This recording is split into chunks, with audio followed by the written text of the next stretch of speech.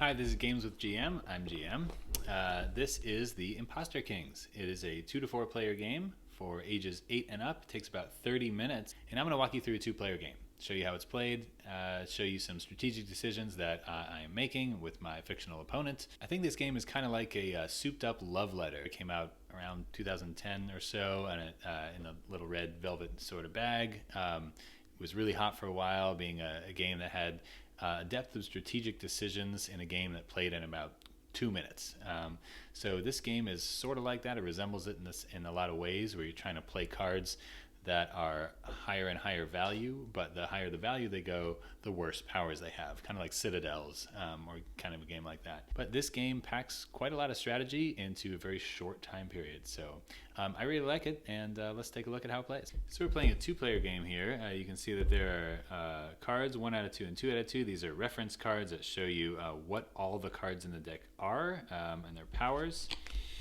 Same here on the back. It gives you a sense of what those are and what some of the terms mean. So it says condemn a card, disgrace a card, put it in your antechamber, use a reaction. All those things are listed here. So we won't dwell on these, but these are nice, handy little reference cards to have. Also color-coded to the colors of the cards, which you can see here. So the other thing I want you to see is that the artwork is really gorgeous, and they feel really nice in your hands too. Nice and thick. They're glossy, so you can see a little bit of a shine off them in the light. If I catch the light, yeah, there you go. You can kind of see the light there. Okay, so in the 2-player game, you shuffle up the kings. One of them is the true king, evidenced by right here. It says true king. The other one just says king. So you shuffle them up. Give one to me, and you give one to Liz. And then we'll take these cards, and you shuffle them up and make a deck, and shuffle and deal them evenly out to each player. There are rules for starter games, which include a couple of fewer cards in this. What I'm showing you is a full 2-player game using all the cards for 2-player. This is after you've done the introductory game, learning about how to play, which is actually written up in the rule book and done very well. It's very clear. It walked us through the rules. We played about 2 hands and we kind of got it. And then we were able to add these couple extra cards in to make a full 2-player game. So that's what I'm showing you. So the last 2 cards, we don't know what they are. One of them goes to the side and is out of play, face down, and the other one goes out of play face up. So we know that one of the elder cards, so 2 elder cards with a rank of 3, one of those is out of play this game. The other card, we don't know what it is, but one of the cards is out of play. It introduces a little bit of randomness, so you can never be exactly sure in a 2-player game what your opponent is holding. This is me. I have the true king. That means Liz has the king, and that means I get to choose who goes first. Doesn't mean I go first, but I get to choose who goes first. So let's see. I've got these cards here. This is my hand. So I don't have any 8s or 9s. That's not great. I don't have the king's hand. That's not great. I do have the assassin, though, over here. And that means if Liz attempts to flip her king over to get an extra card, I can just kill her and win the game instantly. What we are trying to do is make your opponent not able to play a card or kill them with the assassin. So this isn't a great hand, but I'm going to... See, I'm going to put one card as my successor, so I'm going to put it basically under my king, and if I choose to flip my king during the game, then I can take that card. So I want to hide something good. Now, I don't have the king's hand, and I think that means Liz does have the king's hand, unless it's this card that's out of play over here. And so she can king's hand my assassin or somehow get it. I'm going to hide the assassin. I'm going to hide the assassin under my king and hope that she can't force it out of my hands. Okay. And so Liz, what does she have? Oh boy, yeah, Liz has a really good hand. I think she's going to totally cook my goose in this game. So she has a bunch of good cards. I think what she's going to do is she's going to put the queen under her king here. There we go. So it's my turn because I have the true king, so I can choose whether or not I want to go first. Actually, I have kind of a bad hand, so I'd rather Liz play first because I have low numbers though. Maybe I should play first to make sure I can play something. No, I'm going to make her play first because all things being equal, then I'll have the last card. That's obviously not how it's going to work, but hopefully it does. So Liz has these cards. She is going to play. So she's going to play the Inquisitor. So this card says you may say a card name. Other players with that card in their hand must play one to the antechamber, and that means they have to put it down in front of them, face up, and then play it to the middle of the table on their next turn. So that has to be the card they play on their next turn. So what she's going to do is she's going to say the Assassin. And by saying the Assassin, she's going to try to force it out of my hand so I can't use it to kill her. So I'm going to look at my hand. Now, I don't have the Assassin because, as you remember, I hid it under my king because I expected that she was probably going to do that. That would have been a really easy, quick, and clean way to get rid of the Assassin and ensure that she could flip her king over and take her successor card into her hand. So I hid my Assassin away so that she couldn't get it with the Inquisitor, so nothing happens. So for me, after that, these are threes, but they have special abilities whereby they can be played on cards of a higher number. So I'm not going to play that. I'm going to play a Soldier. Soldier is, in my opinion, is kind of the worst card in the game. It's one of those like middling cards. It's not a high number, so it's not very good, and it's not a low enough number that the power is good. It's just kind of like the default card that you play when you don't know what else to play, and it kind of like wastes a card. So I'm going to play the Soldier. I get to say a card name. If any opponents have that card in their hand, this card gains +2 value while on the throne, and you may disgrace up to 3 cards in the court.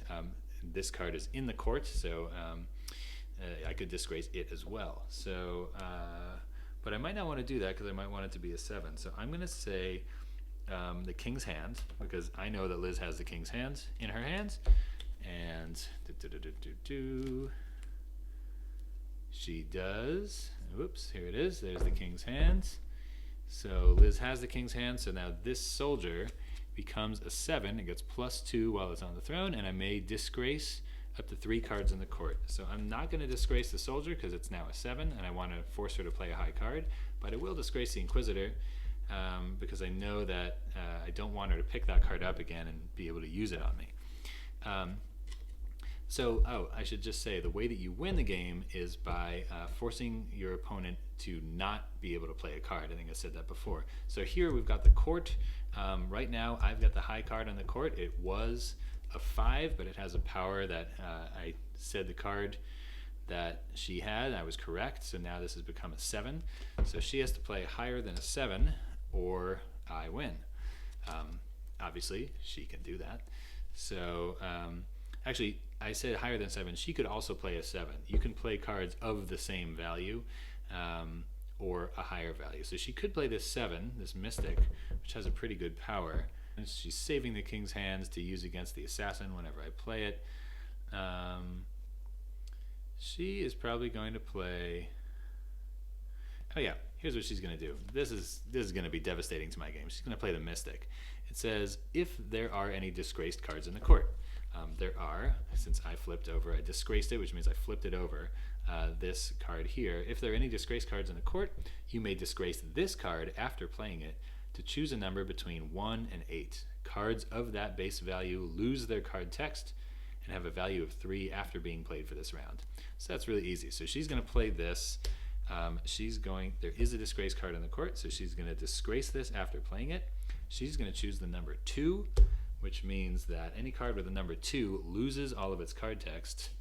Unfortunately, that's my Assassin. So my Assassin does not have this text anymore, which says if another player flips their king, you may reveal this from your hand to prevent their king's power and cause them to lose the round.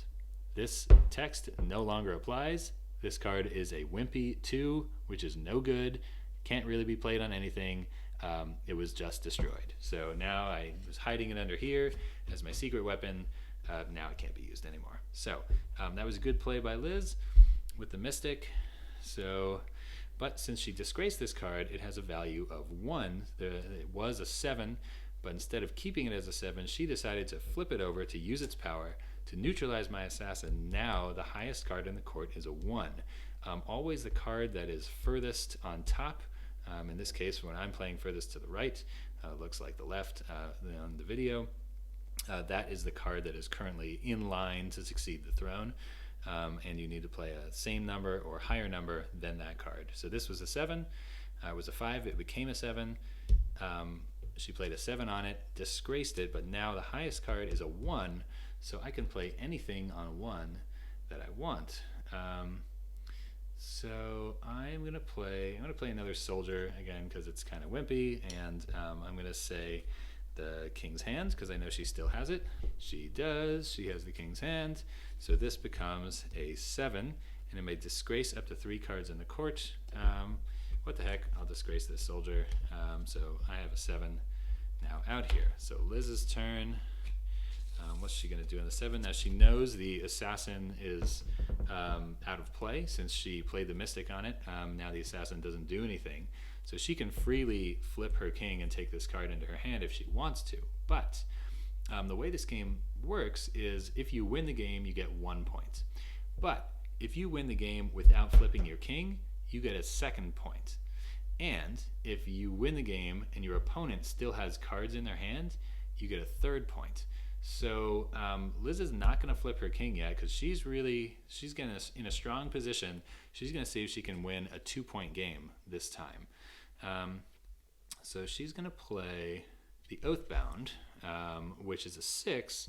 Now this card is effectively a 7 right now, but the Oathbound's ability says you may play this on a higher value card to disgrace that card. So I will disgrace it, flip it over. It is now a 1.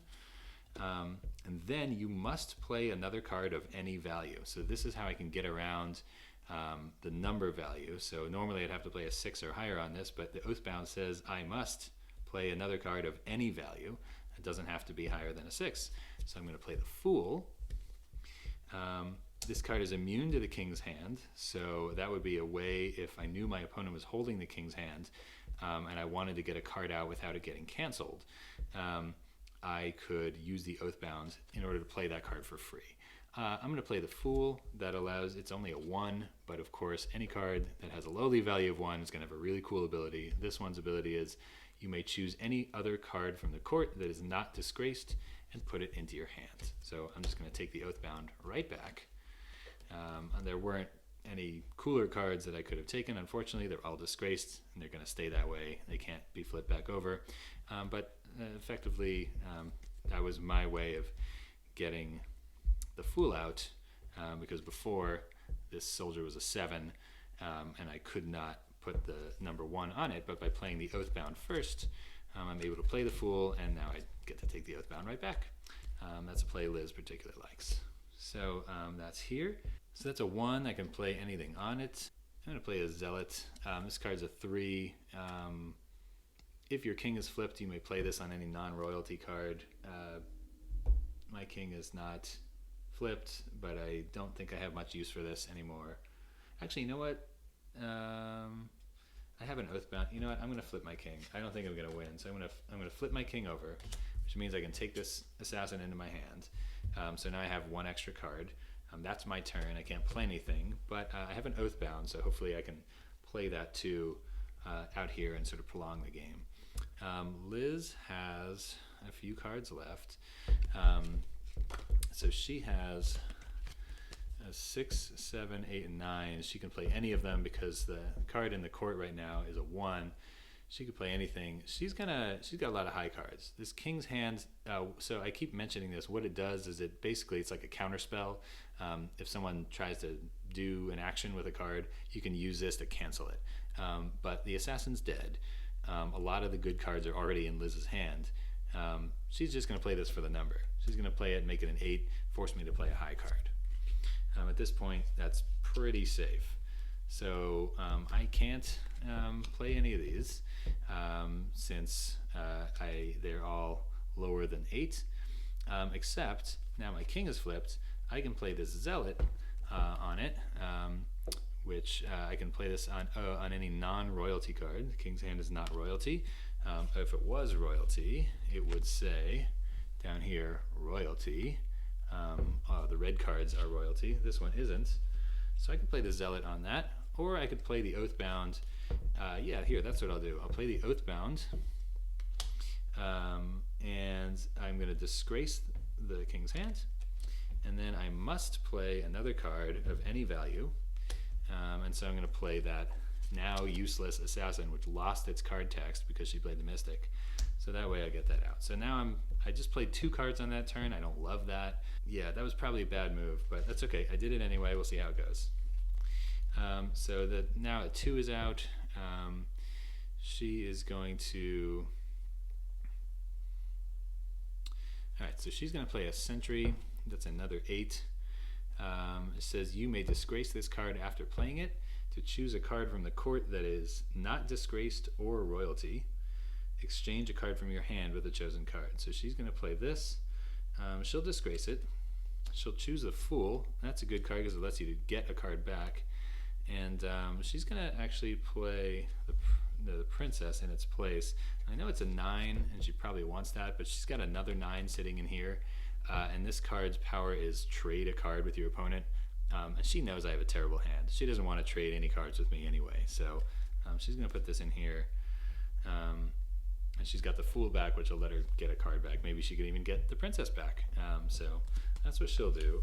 On my turn, this is looking pretty good.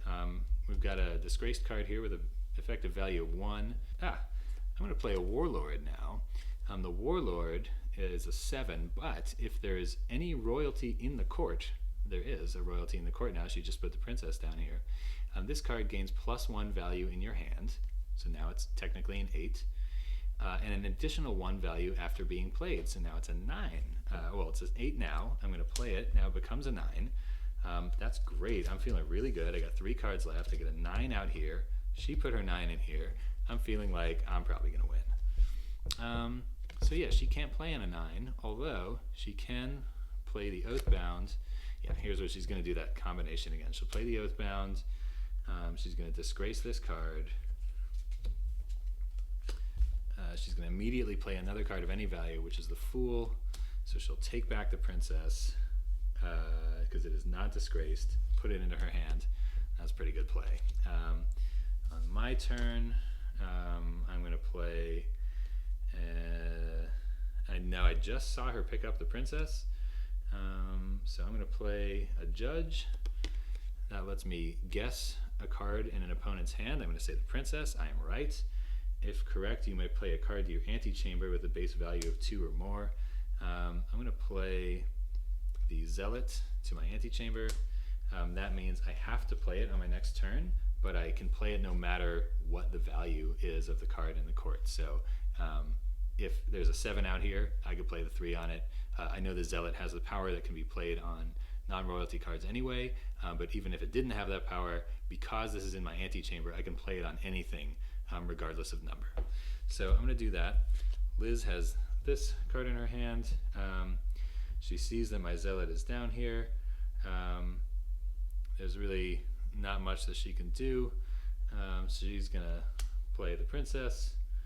Then I'm going to play the Zealot from my antechamber. And she's going to flip her King, which she was trying not to do, but she kind of had to. So she takes the Queen into her hand. Now it's my turn. The only card I have left is the Elder. I have to play it. She has the Queen. It's a 9. She can obviously play it on the Elder because it's higher. And now I cannot play because I have no cards left. My King is flipped, so I lose. So Liz won. So that was actually a lot closer than I thought it would be. When I saw the opening hand, she had a lot of powerful cards. She had both royalty cards, value of 9. She had the Fool, which allows you to steal cards from the court and put them back in your hand. She had Sentry, which allows you to also take cards from the court and put them in your hand. She had the King's Hand, which is out here somewhere, which lets her cancel the only good card I had, which is the Assassin. She didn't even need to use that because she also had the Mystic, which let her strip any card 1 to 8 value of its power, which she did. And so that rendered the Assassin useless. and she had a lot of very powerful cards. But that said, I was able to take it down to the very last card by playing really well. One of the things this game does is it asks you to play up to 7 points. So Liz won that game 1 point. She would have had a second point if I had any cards left in my hand, but I didn't. She would have gotten another extra point if she had not flipped her king, but she did. So she only won 1 point that game, and honestly, to give up 1 point out of a best of like a first to 7 with the kind of hand I had was pretty impressive. So that was good. So you can see that there is some strategy here. There's a lot of guessing, like you kind of know what your opponent has, except, oh right, these cards on the side here, they're out of play. So one of these elders was out of play, we knew that, and the other card out of play was the other inquisitor. So there were 2 inquisitors that sort of force a card into someone's antechamber, but that was out of play. We didn't know it. I suppose you could have deduced that maybe by the end of the game, but that was a secret. So yeah, so I'm satisfied with that. Liz beats me all the time at this game anyway, so it's no surprise that she did in a test game that I'm making for a video to show you how to play, because yeah, she would have won in real life anyway. But yeah, you can see that there's quite a bit of strategy here. You're always sort of guessing, well, I could play this card, but I know my opponent has that card, so maybe I should play this other card. But then they might counter with this, so maybe I should play this third card, or maybe I should flip my king to take that successor card into my hand and just sort of like punt that turn and then make them play again, and then I'll react to what they do next. So there's quite a lot of depth of strategy to this. There's a lot of like mind games going on. I really like it. The game plays about 20 minutes, but that was with me narrating every turn. Obviously it could stretch on longer if you were really like puzzling out exactly what to do and trying to out mind maneuver the other person, but also once you get the hang of this, like you could play through a game in 5 minutes. So as you can see, it's kind of like Love Letter, right? You're trying to play cards, the highest card on the table, but the lower cards have powers that can sort of outdo the higher cards if you play the higher cards too early. Plus there's that mechanic of anytime you disgrace a card, right, you flip it over, it becomes a value of 1, so then the count resets, you can sort of play anything on it. So there's a lot of cards that allow you to disgrace cards or that disgrace themselves, yeah, it's a great little game. Again, it's called the Imposter Kings. It's from a company called Imposter Games, published in 2021. I haven't heard of that company. I don't know if they've done anything else. I'm certainly going to look into it. The artwork, again, just to sort of show you here, the artwork is beautiful. Like, it's really beautiful, and the cards themselves are nice quality. I kind of like want posters, well, maybe not that guy, but I want posters of some of this, on the wall. I think, well, maybe not that guy either. Oh, this would be cool. This would be cool, like over your D&D table or something.